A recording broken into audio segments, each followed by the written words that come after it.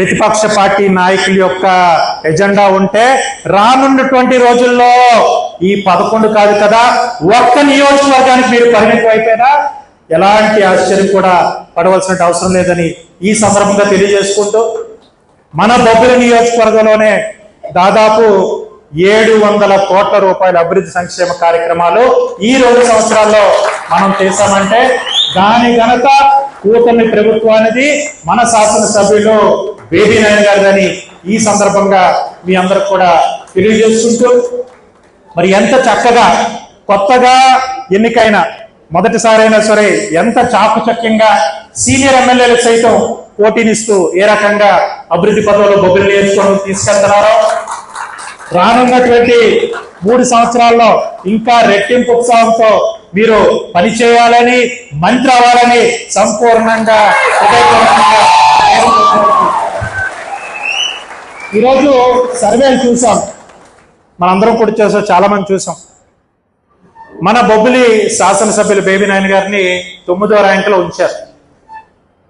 ఒక్కసారి మీరు ఆ లిస్ట్ అంతా కూడా చూసుకుంటే చాలా మంది సీనియర్ ఎమ్మెల్యేలు, ఇంతకుముందు పదవులు చేపట్టిన వాళ్ళు, ఇంతకుముందు ఎంపీలుగా చేసేటవాడు, మంత్రులుగా చేసేటవాడు, కానీ ప్రప్రథమంగా మొదటిసారి ఎమ్మెల్యే అయినా సరే ఇంత చక్కగా పనిచేశారంటే మరొకసారి మీకు మా బొబ్బిలి నియోజకవర్గ ప్రజల తరఫున మీ అందరికీ మరొకసారి మీకు ప్రత్యేకించి మరొకసారి కృతజ్ఞతలు తెలుపుతూ సెలవు తీసుకుంటున్నాను. ధన్యవాదాలు. ఇవాళ మనం ప్రసంగం మొదలు పెట్టుకునే ముందు నేను ఎన్నికల్లో ప్రచారం అప్పుడు ఒక కథ చెప్పేవాడిని. అనేక గ్రామాల్లో నేను చెప్పాను. పట్నంలో మాట్లాడడానికి అవకాశం దొరకదు, ఇంటింటి ప్రచారం కాబట్టి. గ్రామాల్లో అనేక గ్రామాల్లో ఒక కథ చెప్పి నా ప్రసంగం ప్రారంభించేవాడిని. ఒక ఇంట్లో ఒక అమ్మకి 2 కొడుకులట. పెద్ద కొడుకు కష్టపడి కూలీనాలి చేసి తల్లికి పప్పన్నం పెట్టేవాడట. చిన్న కొడుకు ఇంట్లో ఉన్న గిన్నెలు, కంచాలు, ముంతలు అమ్మేసి తల్లికి చికెన్ బిర్యానీ పెట్టేవాడట. ఆ తల్లి ఏంటనుకునేది, అమ్మ నాయన నా చిన్న కొడుకు ఎంత మంచోడు, రోజు చికెన్ బిర్యానీ పెడుతున్నాడు, నా పెద్ద కొడుకు ఉత్తి పప్పన్నం పెడుతున్నాడు, నేను పెద్ద కొడుకుని ఇంట్లో నుంచి పంపించి చిన్న కొడుకు దగ్గర ఉండడం మొదలుపెట్టింది. ఎన్ని రోజులు పెడతాడు చిన్న కొడుకు, ఇంట్లో ఉన్న కంచాలు, గిన్నెలు, ముంతలు అన్ని అబ్బుకు దొబ్బినాడు. తర్వాత ఇద్దరు కలిసి పస్తులు ఉండడం మొదలుపెట్టాడు. అప్పుడు ఆ తల్లికి, అమ్మ నాయన ఎంత పొరపడ్డాను నేను, 4 రోజులు చికెన్ బిర్యానీ పెడతామంటే అనవసరంగా కడుపు నిండా 3 పూటలు ఏమీ అమ్మకుండా ఇల్లు గొల్ల చేయకుండా భోజనం పెట్టి నా పెద్ద కొడుకుని దూరం చేసుకున్నానని అప్పుడు పెద్ద కొడుకు దగ్గరికి వెళ్ళి మళ్ళీ ఉండి పెద్ద కొడుకు విలువ తెలుసుకొని మళ్ళీ ఆ తల్లి జ్ఞానోదయం కలిగింది. పెద్ద కొడుకే నారా చంద్రబాబు నాయుడు గారి విషయం మీకు అందరికీ కూడా తెలియజేస్తాను. ఇవాళ ఒక కార్యదక్షత, ఒక దార్శనికత, ఒక అనుభవం, ఒక సంపద సృష్టికర్త అయినటువంటి నాయకుడు మన రాష్ట్రాన్ని పరిపాలిస్తే ఏ విధంగా పెట్టుబడులు పరిగెడతాయో, పెట్టుబడుల వరద ఏ విధంగా రాష్ట్రానికి వస్తాయో, అభివృద్ధి సంక్షేమం 2 ఒక కళ్ళుగా 2014-24 మధ్యన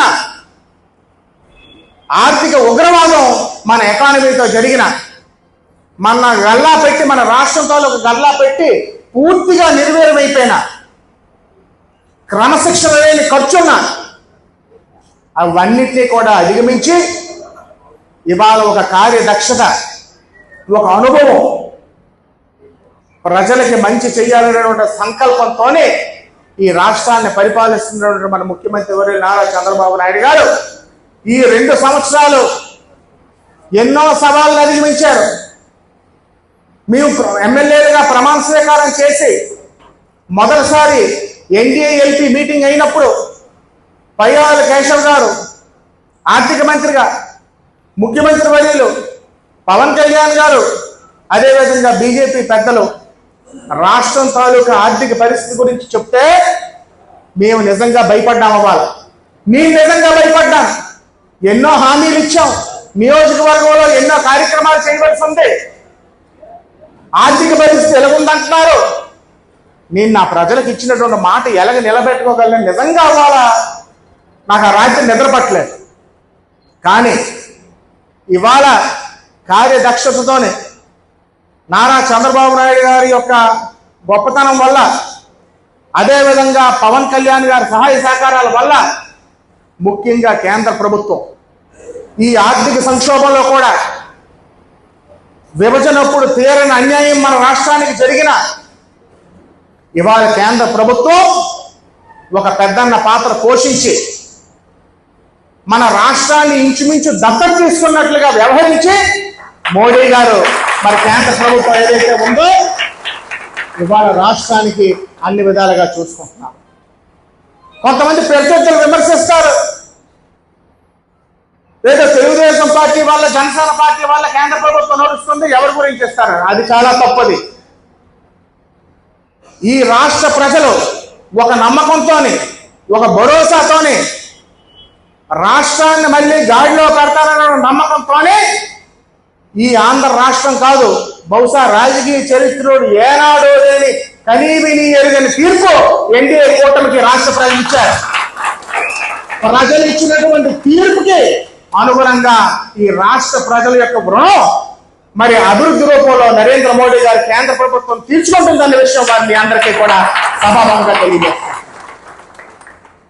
మన నాయకుడు కష్టంలో ఉన్నప్పుడు అవాళ అకారణంగా ఎఫ్ఐఆర్ లేకుండా అన్యాయంగా ఒక 70 ఏళ్ల పెద్ద ఆయన్ని అవాళ అరెస్ట్ చేసినప్పుడు నిస్వార్థంగా ఏ రాజకీయ ఆకాంక్ష లేకుండా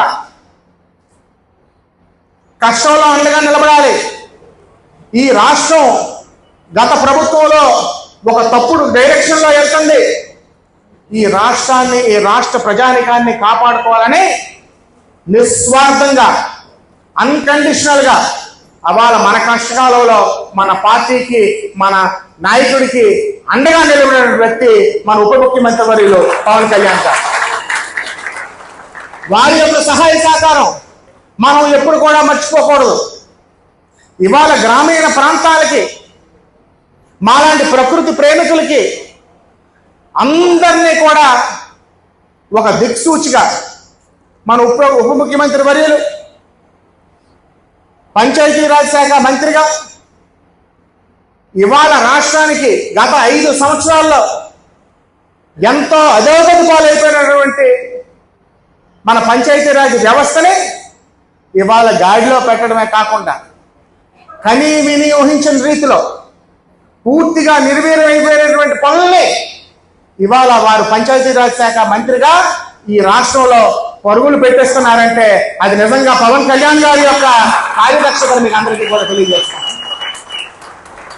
ఇవాళ నిస్వార్థంగా రాష్ట్ర ప్రజానికం, రాష్ట్ర బాగోగుల గురించి ఆయన ఆలోచించారు తప్ప ఎప్పుడు కూడా తన స్వార్థం గురించి, తన రాజకీయ స్వార్థం గురించి ఎంతమంది ఎంత విమర్శించినా, ఎవరు ఏమనుకున్నా నాకు పర్వాలేదు, నాకు రాష్ట్రం, రాష్ట్ర ప్రజలే ముఖ్యమైన ఆకాంక్షతో పనిచేసేటువంటి పవన్ కళ్యాణ్ గారిని ఎల్లప్పుడూ కూడా మనం మర్చిపోకూడదన్న విషయం మీకు అందరికీ కూడా సభాముఖంగా తెలియజేస్తాం.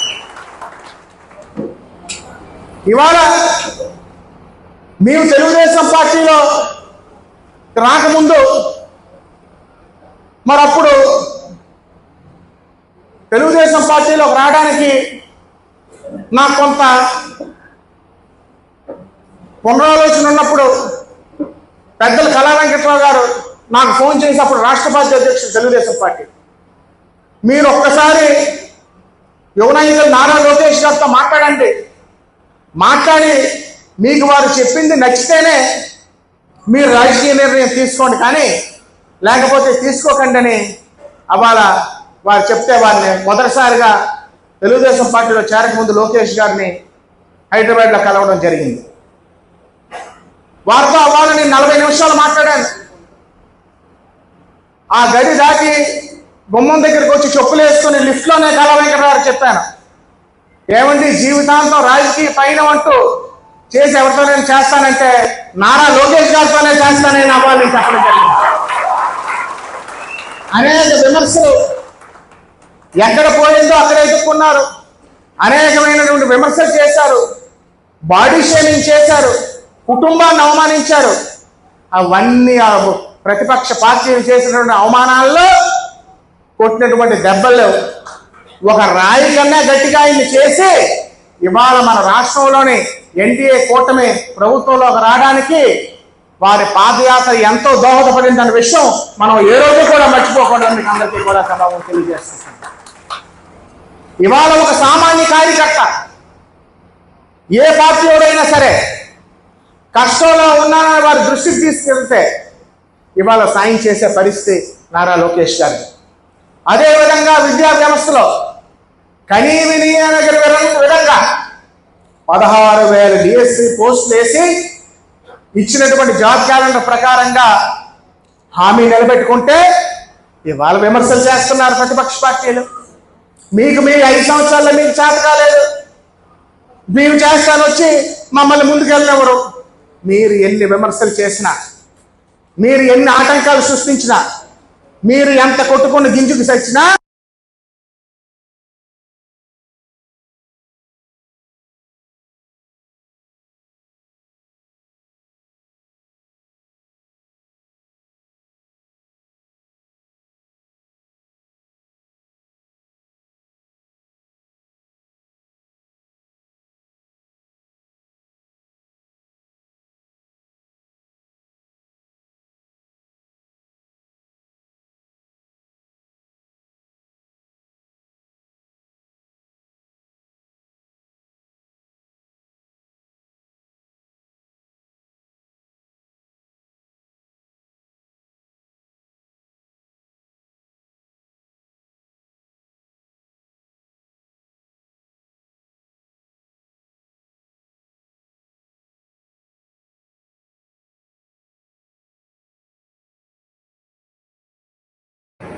అధికారులు బొబ్బిలి నియోజకవర్గం కానీ జిల్లా సంబంధించిన అధికారులు ఇంచుమించు 100 మందికైనా ఒక రోజులో ఫోన్ చేస్తాను నేను.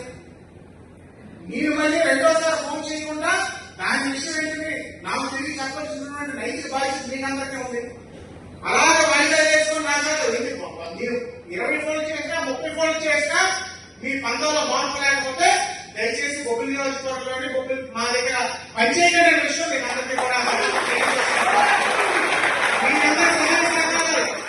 కొంతమంది 90% బాగా చేశారు, కొంతమంది అధికారులు సరిగ్గా పనిచేయకపోవడం వల్లే నా ర్యాంకింగ్ ఇంకా మేరకు ఉండవలసింది తగ్గిందనే విషయం సాక్షాత్తు ముఖ్యమంత్రి గారు నాకు చెప్పారనే విషయం మీకు